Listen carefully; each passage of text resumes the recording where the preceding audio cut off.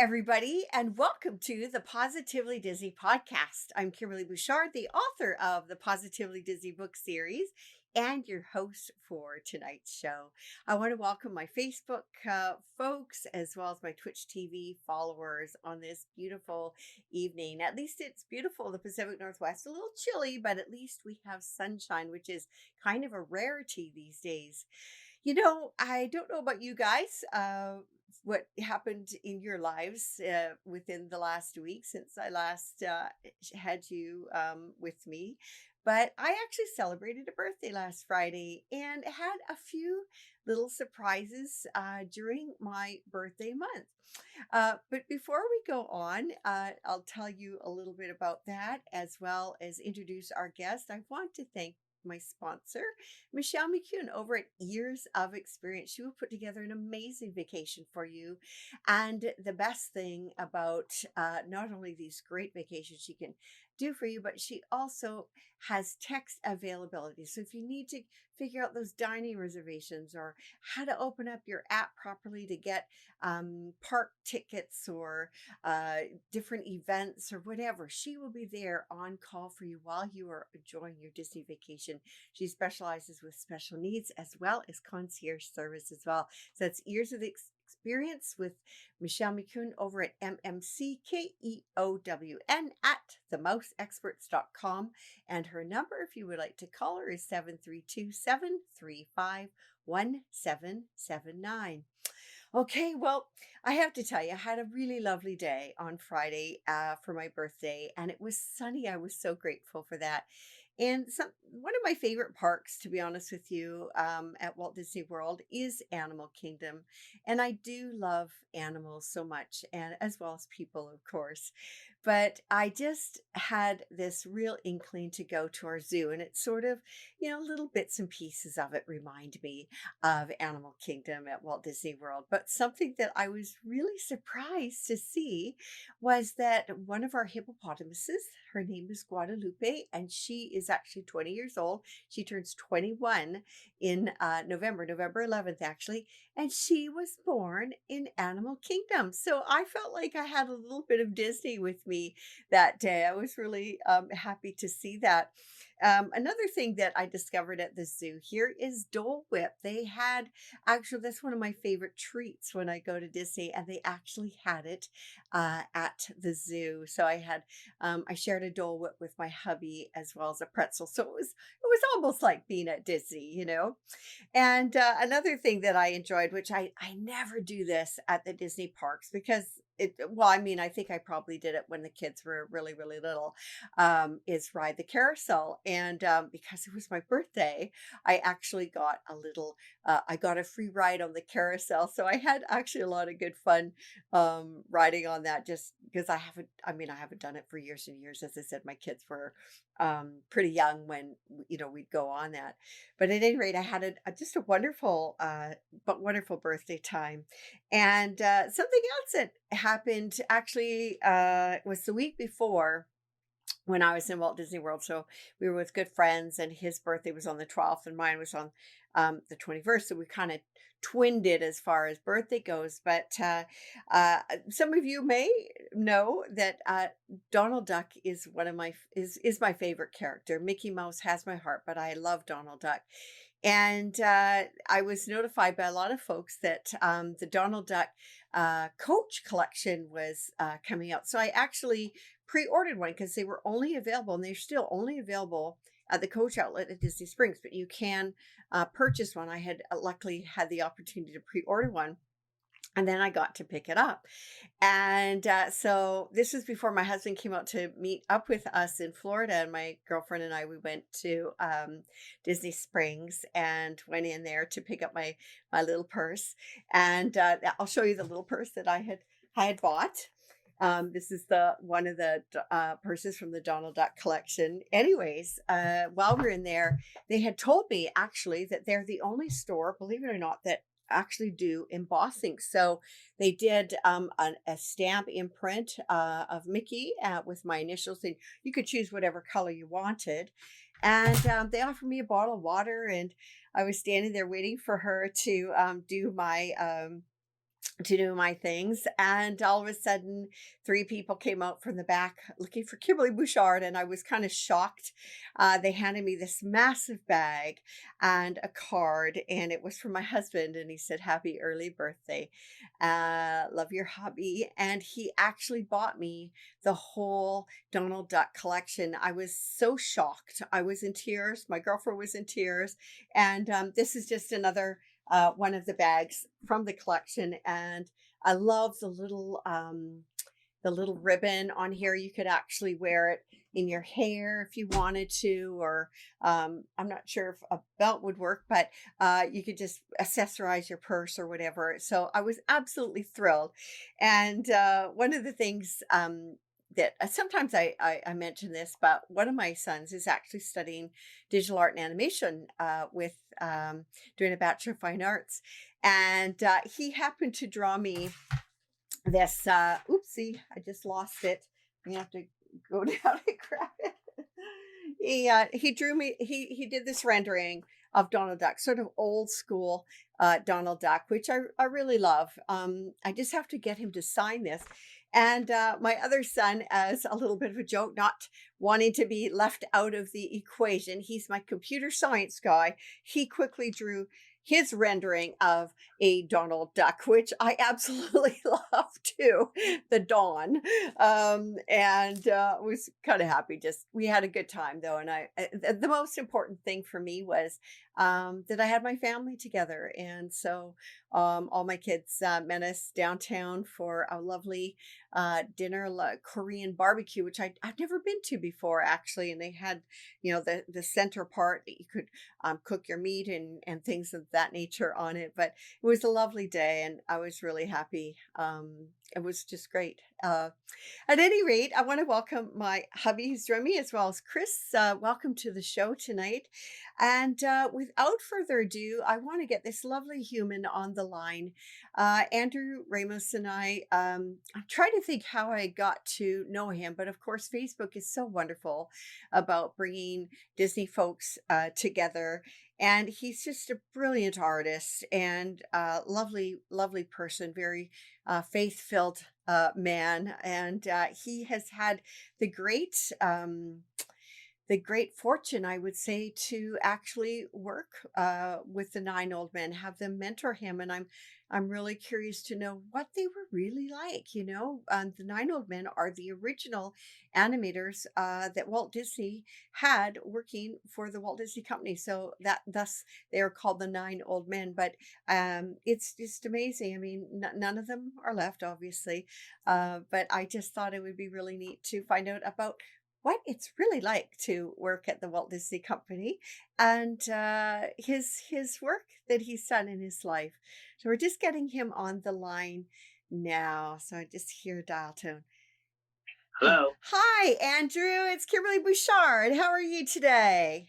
Hey, Kimberly. How you doing? I'm good. I'm so good. Thank you so much for joining us today. And I'm just grateful that you were able to share a little bit about your life with us tonight. Well, thank you for having me on the show. And I suppose there'll be big Disney fans out there, or just the curious people, right? Oh well, I would say they're both. They're curious and they're huge Disney fans listening in for sure. Andrew, I mean, I've seen your work. I have a piece of your work. By the way, to the audience, I do have a Donald Duck rendering of That's right. Andrew's. Yeah, it's beautiful. And I just want to know what got you interested in animation in the first place. Well, when I was growing up, I went to Catholic school, so Hmm. back then, that we just had come out of World War II, and my dad was the United States Marine Corps, Wow. and all my uncles and family members had fought and died and bled for this country, the Mm. United States of America. Hmm. But when their childhood days, they would have like these contests, and the nuns would have us color like for Christmas.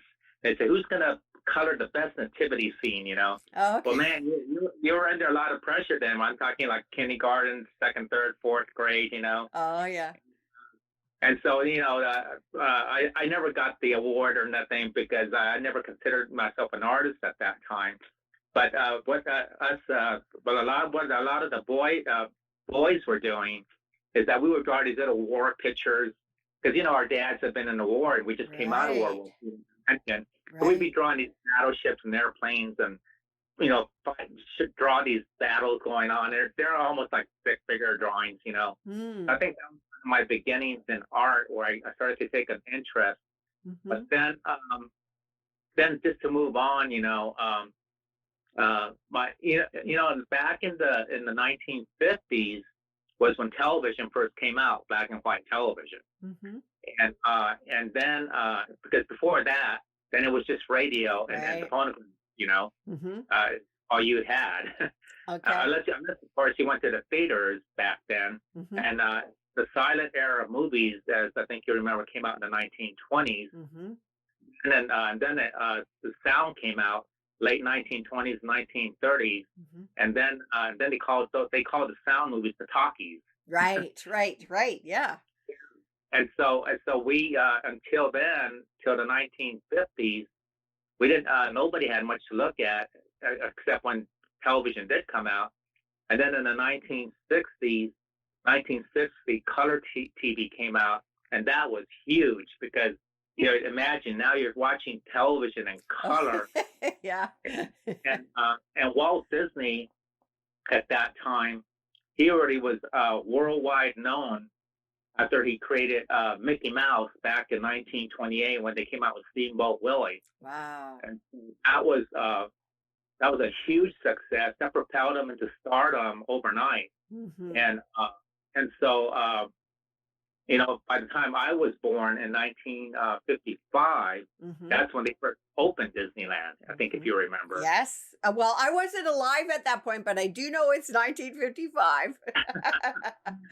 Yeah, so 1955 is a very important year for me because Walt Disney had just opened Disneyland, Mhm. and then he already had got into television. They came out with the Mickey Mouse Club with the Nat Feliciano Right. and all the cast that they had on the Mickey Mouse Club that was played on from 1954, 55 till 1959. That's how long the Mhm. series ran, Right. and that was a huge success. Mhm. And they were with ABC Channel 7 is who Walt Disney started with the station at that time. Mm. But I think when I really just giving a little history, but I think when I Yeah. really got interested on your initial question Mhm. was I was starting to read the paperback books, which I don't know if they have paperback anymore. uh, but I was reading the Peanuts comic strips, Right. and my dad would buy the Los Angeles Times every Sunday, Mhm. and it was really grand, because they had the Peanuts comic strip in color on Sundays, right on the front page, and I love Charles Schultz and Yeah. Snoop and Brown Me and all those too. characters. Yeah, me too. I was already beginning to draw in 1962, Hmm. 1963. So I would say probably about 8 years So old, 8? Okay. right around there. Yeah. So my first dream actually was not to become a Disney animator, but my first dream was to be like Charles Schultz and have my own Ah. comic. That was really my first initial dream. A lot of people have never heard me tell that story. Yeah. And then 1964 rolled around, and my parents knew some of Walt Disney's top animators that worked Oh. on Sleeping Beauty, all the way through Mary Poppins, and a host of other great films that they did with Walt Disney and other studios. And Ah. they were and Walt Sleeping Beauty and Mary Poppins, two of my favorite films Mm. ever. Walt Mhm. Disney. But so at that time, you can imagine how big that was. Yeah. Walt Disney was still alive at that time. Mhm. Uh, uh, these two people, Ruben Apodaca and Doris Collins, were training not just myself, but two of my boyhood friends. And so Macario Torres and Eusebio Torres, two of my boyhood friends. So we were very fortunate. And so when they came out with Mary Poppins, you could imagine. I was like, wow, I went to go see that when I was a kid. I Right. think I was 2 years old at that time, Right. and so I had an amazing beginnings with Walt Disney and his top animators at that time.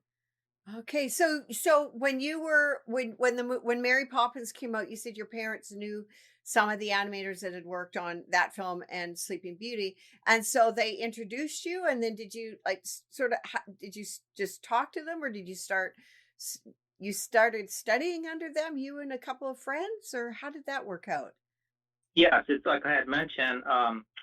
They were our mentors, but my mother happened to know Ruben Okay. uh, Apodaca, and so they had grown up in the same town. So Oh. he's from a small town, and then went to. He came out of the war. He was in the Air Force, Mm, out of the service, and then went to work. Started going to art school, and then went to work for Walt Disney. okay. And Doris Collins came from a very wealthy family, and they just went ahead and she already had gone to art school, and then she started working for Walt Disney, which their first feature film was Sleeping Beauty. But Wow. my mother knew them personally, so they would come and mentor me and were training me in my own home, my parents' home. Oh, for crying out loud. They came to you. That's really cool. Oh yeah, Wow. that's why I said I was very fortunate. So were my Yeah. friends, Yeah. and so he would, or I would go to his house at times. He would take me over there. My parents would drop me off, and Nice. his wife, he wasn't training me because sometimes he was busy working on Saturday morning cartoons too. They were doing a lot of stuff. Right. So then his wife would show me the ropes, as they Mm. would say, Yeah, yeah. and she would be training me in the art of animation. Wow. So you were how old about that time? 8, 10 years old, 11, 12? 1964, I was 10, Okay. and because 1955, and he goes about 1964, so Right. I was about 10 years old right Right. there, Right. 9, 10.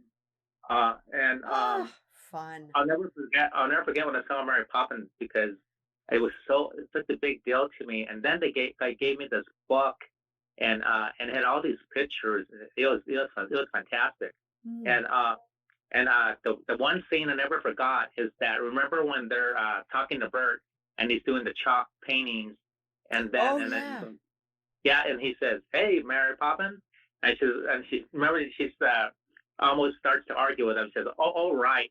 And then they get together with the kids, Michael and Jane, and they all Yeah. jump into the painting. You remember that? Yes, yes.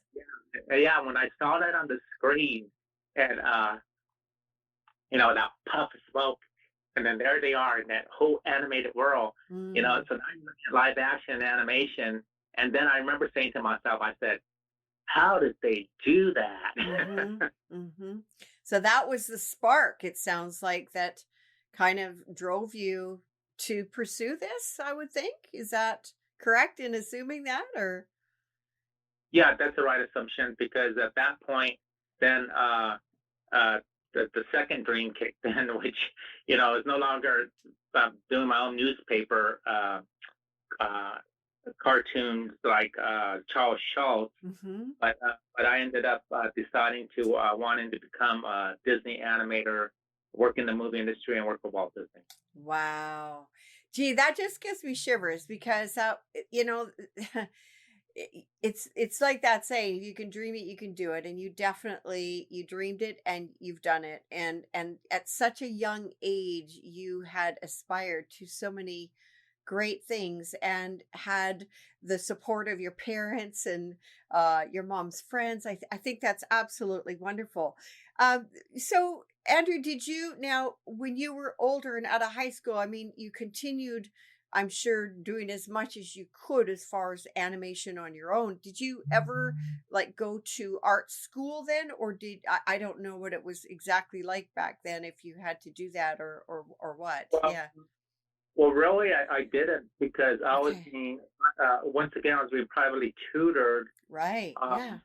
so also I was very ambitious, Mm. you know. and so were my boyhood friends. We used to sit around in their house later on when we started growing up as young teens, and we'd be talking and saying how we're going to go to Hollywood and take it by storm, and Oh, yeah. we're going to be the new Walt Disneys, Ah, and yeah. we're going to go to Walt Disney and then really show them, what Yeah.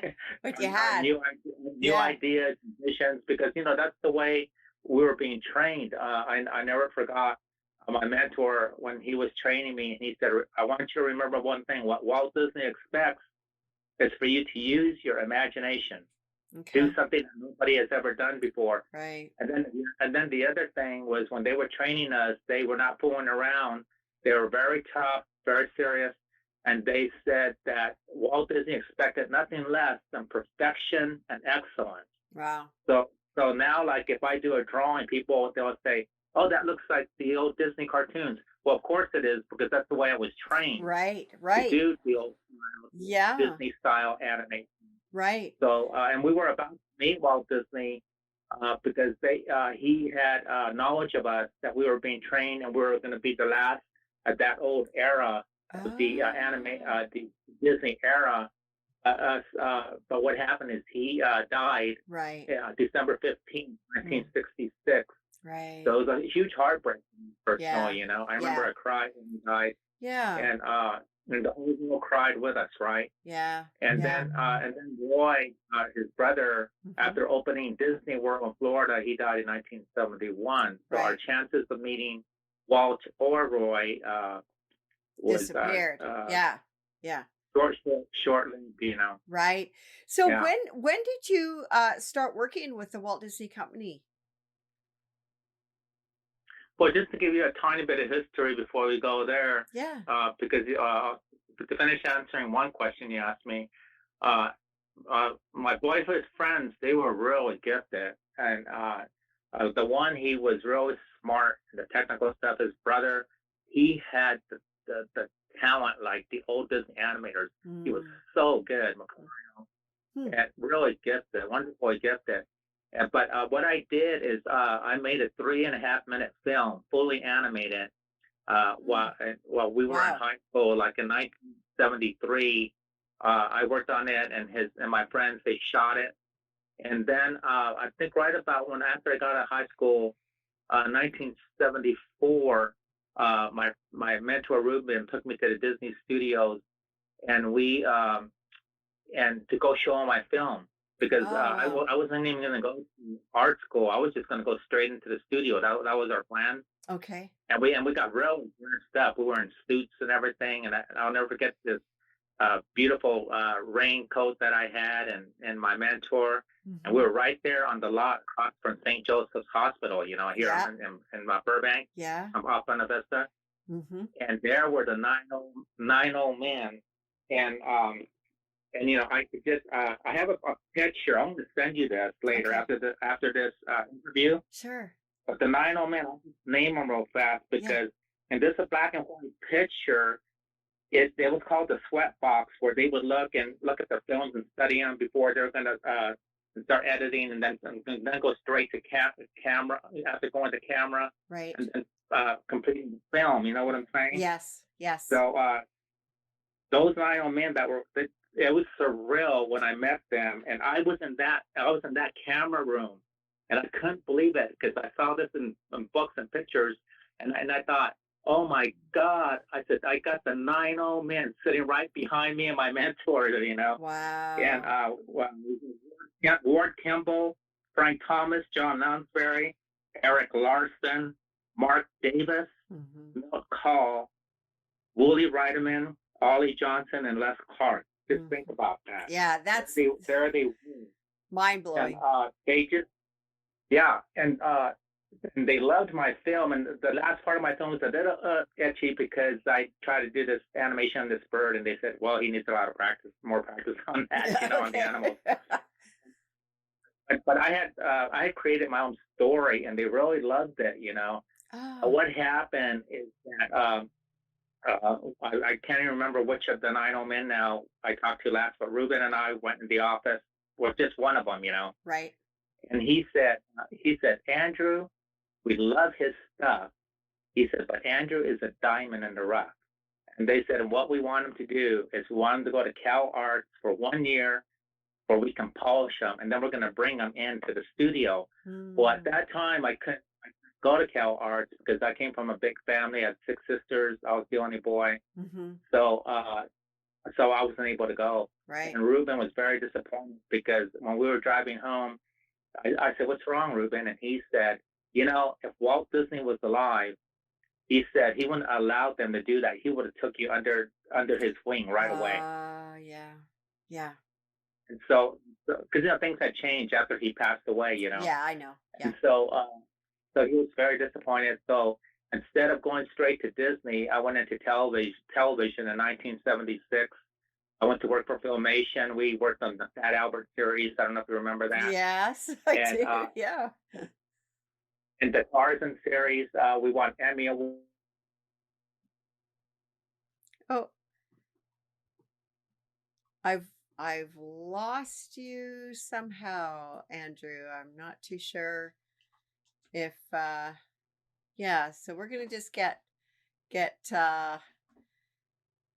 call you back there, Andrew, because we've lost you, unfortunately. You never know with these connections. So just bear with me. We're gonna just get him back on the line. We're gonna give him a quick call back here, and I'm just waiting to hear a dial tone so we can get him back on. But just here we've got the dial tone, and gonna get him back on. Hopefully. Hi, Andrew. Yeah. We lost you. So what I heard last was that you worked on the Fat Albert series and something about an Emmy Award, but we completely lost you. So I'm sorry about that. I have no idea what happened. Well, that goes to show that technology isn't perfect. Oh, it isn't. No, not. I love technology when it works, but when it doesn't, it's a little frustrating for sure. But anyways, yeah. So where you were telling, what did you say? The Emmy, you got an Emmy or something like that? When we were working on the Tarzan series, that won Oh, Emmy Award. nice. And then later on, I worked on commercials like Tony the Tiger. I don't know if you Oh remember yeah, that. yeah. Max. The three little owls, they go crack, snap, crack, Rice Krispies, and they did that commercial. Hmm. We worked. I worked for Hanna-Barbera later on. Nice. We worked on the Flintstones, Jetsons. We worked on the Smurfs. I worked on the original Smurfs, which was famous at that time. Yeah. And then I worked on Scooby Doo. I don't know if you ever watched Scooby Doo. Yes, I know Scooby Doo as well. Yeah, yeah, Yeah. yeah. Yeah, we worked on superheroes. I worked on Wonder Woman. Just a whole host of things. When they did Heidi, the Song of Heidi, I worked on that. Mm-hmm. So there was a lot of things I was doing in the industry before I got to Disney, and then I went to work for Fred Croyer Films, and I worked with them for a while. They did some feature length films that we worked on. And then from there, it was kind of just mismatch, because we were working on all kinds of different things. Right. But later on, fast forward in 1990, 91, 92, when they were working on Aladdin, Mm-hmm. that was my first Disney film. Actually, before I went to work on Aladdin, I was working for Paramount. And we were working on Cool World. I don't know if you remember that film.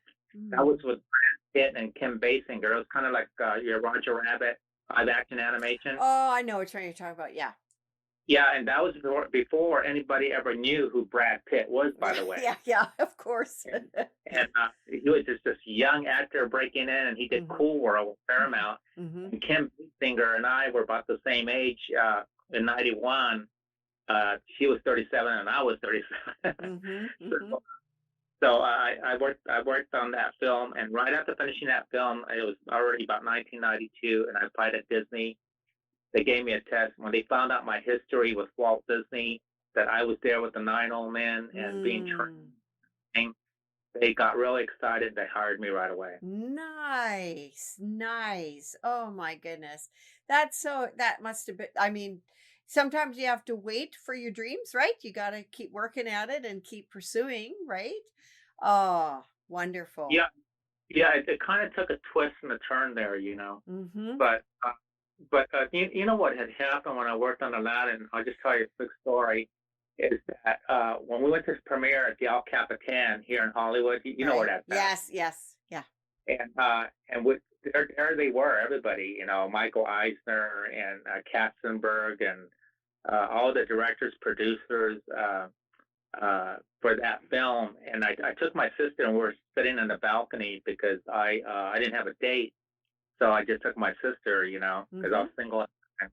And Mhm. so, when they showed that scene, remember when they're trying to find Jafar and Iago, they're trying to find the right person for they could retrieve the lamp. Do you Right. remember that? Yes, yes, And, yes, yes. and and they're looking in the crystal ball and they see Aladdin and they go, "There he is, Aladdin, a Yeah. diamond in the rough." Yeah. Yeah.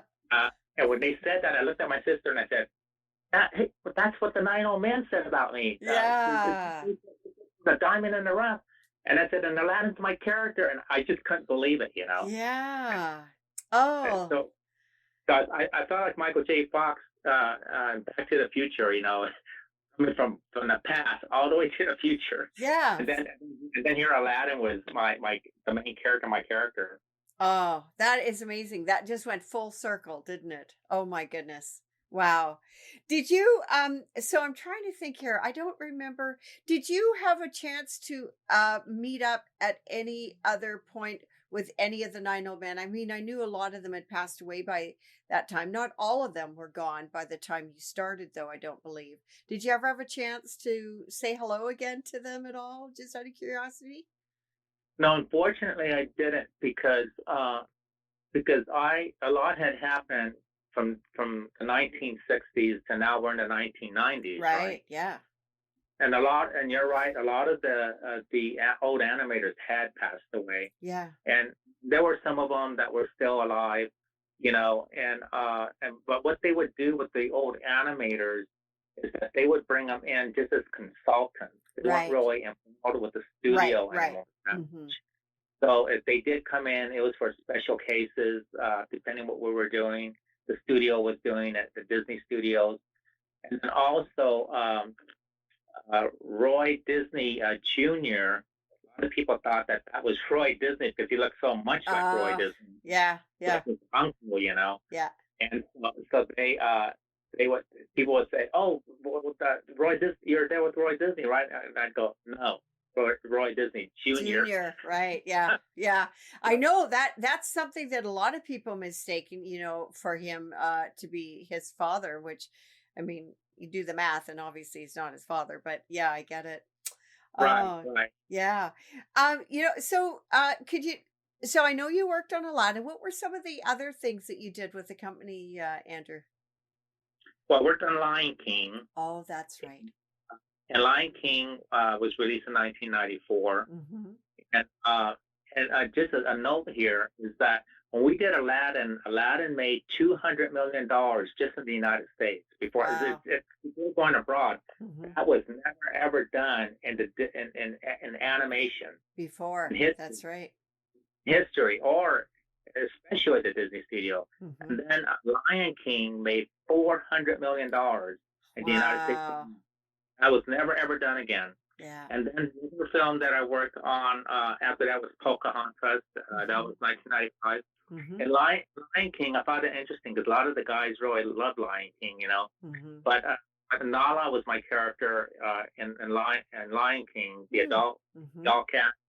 And then in Pocahontas, Flit was my character. A Okay. lot of people don't. A lot of people didn't know that Mel Gibson did the voiceover for John Smith, which I think. Oh. And Interesting. then in 1995, after the release of Pocahontas, the same year I worked on the Goofy movie, which was Okay. a great story. Yeah.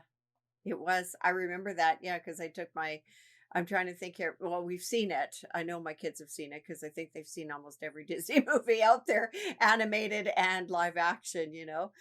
Oh, wonderful. Gosh, you just sound like you had the greatest time at that company. Yeah, it was a lot of fun. when they see, I went to work at the Disney Studios Incognito. That was another thing. So and I did that because here my dream was short lived when I tried to get in after I graduated from high school. Mm-hmm. Now my mentor, he was still alive, I believe, at that time, but his wife had passed away. Mm-hmm. On which was a great loss. You know, she died Mm-hmm. at a young, I think she Mm-hmm. was like in her uh, 40s or something like that. Mm-hmm. Uh, and then Ruben, he was very proud of me. Mm. So it was kind of a tough thing, you know, that now I was propelled to the future like that. Mm-hmm. But my dream had come true, you know. Yeah.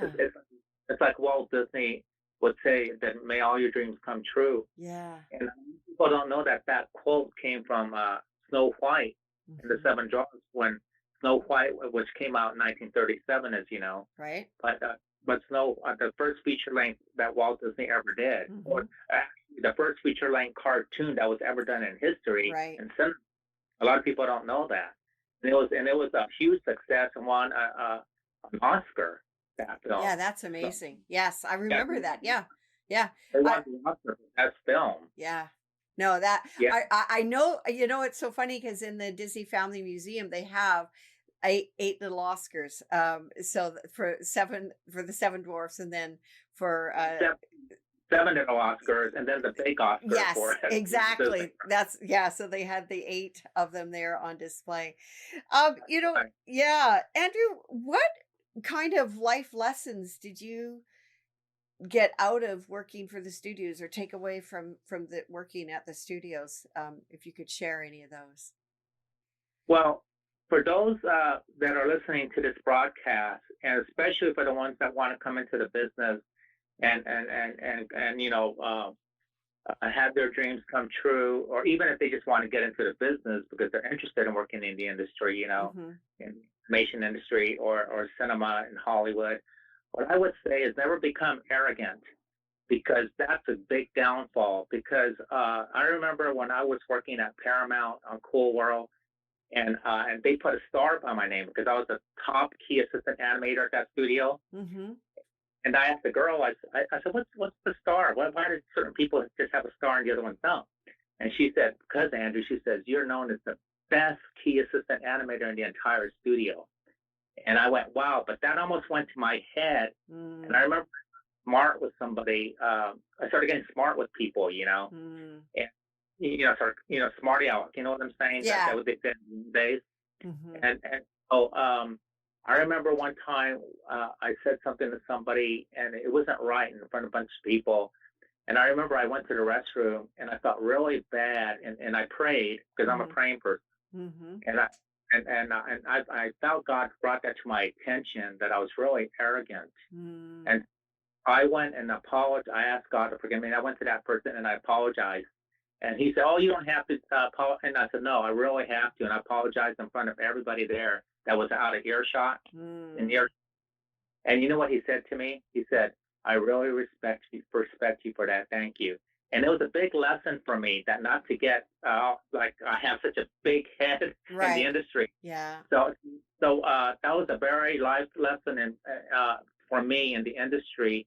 So after that, I never saw myself as a big celebrity. You know, when people would say, "Oh, Andrew, you're such a big deal, this or that," I just laugh now and I go, I said, I never think of myself as a celebrity. And Mm-hmm. even when people ask me for an autograph, I say to my wife, I say, "What am I going to do? These kids want my autograph." And she says, "Just give it to them, you know." Yeah, yeah, yeah, yeah. I know it's a bit odd sometimes to have that, It's a the new perception. thing. Yeah, I'm not, all puffed up, yeah. that I'm not such a big deal. I'm just thankful and grateful that I got to work in the industry, that my Mm-hmm. dream true to work for Walt Disney. Yeah, That's a huge dream. yeah, And I'm fortunate that God blessed me to work for him. yeah, And so to me, that's enough. You know what I'm saying? yeah, yeah. So the idea is stay humble, work hard, and Stay I humble. yeah, and I think and just keep pursuing your dreams, whether it well, it might take a little while, but I think that's absolutely wonderful, Andrew. Well done. Yeah, and Walt Disney, the wonderful thing about Walt Disney is that he would gather the greatest talents around him. That's why they created Disneyland. Disneyland is so wonderful, Mm-hmm. and because he had the people that worked for. See, Walt Disney was a genius in his own time, Yeah. and then he found genius people, and so Walt Disney always would give you a break. Walt Disney, what I think was in a lot of ways very humble, and one of the smartest men ever that ever lived. Mm-hmm. And he brought all this beauty and wonderful films and Disneyland and all the things he did for the world so Mm-hmm. that we could really enjoy that and be blessed. Wouldn't you Yeah. say so? Oh, Yeah. absolutely, without a doubt. And, every day I see something or somebody that is having an experience that is, helping them in some way, whether it is bringing families together or friends together. And it's very lighthearted and it's very positive. And I think that there's not too many people that could make that claim really that, can bring so many people together in such a just a wonderful atmosphere. It's definitely he was a visionary and he was way before his time, but he also was very smart in surrounding himself with the people that he surrounded. And I think that is so really neat that you actually got to have the nine old men look at your first animation, right from the get-go. And I think that's absolutely incredible because that's an opportunity that very, very few people would have had, I think. Yeah, it's a great story. I came from nothing, from a small town, but I had big dreams, and Yeah. and for fulfilled. I think if I would have met Walt Disney, he would have liked my story because because he came from a Small small town town boy. Yeah, and exactly. really struggled. So I think if he would have met me and then and I would have succeeded with the studio and with him, which I did much later. Yes. That Yeah. I always kid around with people and I say he might have done a movie on me and it would have won an Academy Award. Oh. Well, it's really nice to hear these stories where you do come from a small town and you can make great things happen for yourself. As I said, it takes time and you worked hard at it. So Andrew, I know that you do commissioned artwork. So for our audience that is listening, could you tell them where they can reach you if they would like a piece drawn by you? What's the best way to Well, find you? well, I would say since we're now in this technological era, Yes. it's probably just message me, because everybody's familiar with Facebook and all that, Okay. and so they could probably just private message me, and then if I see that they're interested in something, we could take it from there. Okay. So, guys, if you want a beautiful Walt Disney picture or any picture rendering from Andrew, just find him, Andrew Ramos, Ramos, on Facebook, and you will find him, and you will know who he is because, of course, he's got Disney everywhere on Disney stuff everywhere on his Facebook page. But Andrew, I just want to thank you so much again for taking the time out of your schedule today to share a little bit about your life with the Disney company and the Nine Old Men. And yeah, really appreciate it. Thank you again. Oh, you're welcome, Kimberly, and it's a joy talking with you today, and hopefully somebody will get inspired, and then they'll do something, Yeah, right? yeah, absolutely. That's what it's all about for sure. All right. Take care. Have a good night. Okay, take care. God Okay. bless. Thank you. Bye bye. Bye. Oh, geez, that was so lovely speaking with him. I can't imagine what it would have been like to be in a room with the Nine Old Men, the original, animators from the Walt Disney time. Before I wrap up, I just wanted to say hello to Gina and Hal and Taylor. Welcome back to the show. And as you guys may or may not know, this show is recorded, so you can watch it all on the playback and get a little bit of information. So next week, I'm actually going to be, our program is going to be all about Disney birthdays. Have you had a birthday at Disney or a Disney themed birthday or something unusual? I do have a really special guest coming on next week, but I'd love to hear from you as well. You can feel free to type in your comments during the show, but I'd love to chat with you about that. So until then, you guys have a wonderful week. Be safe and be well. And for now, we'll see you next week. Bye bye.